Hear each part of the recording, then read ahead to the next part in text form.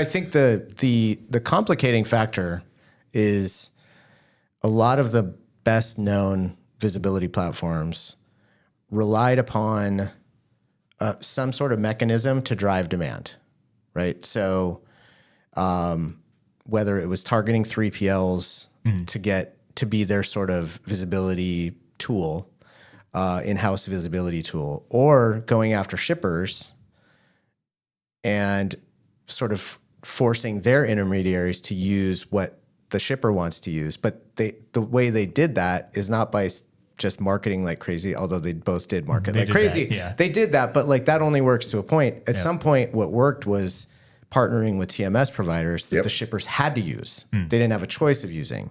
And once you make it integrated with them, so now you're working with TMS providers, but you're realizing at some point that only goes so far. Right. So you have, and if you're hearing, monitoring is nice, execution is existential, you start to get into that like phase of where, how can I be more sticky? Well, then are you sort of upsetting the apple cart when it comes to the partnerships you've created with the actual execution platforms? Right. And I think that's the uneasy kind of place where they're residing. So they're sort of having to tiptoe around not duplicating what the TMS partners are doing, but being more than just monitoring.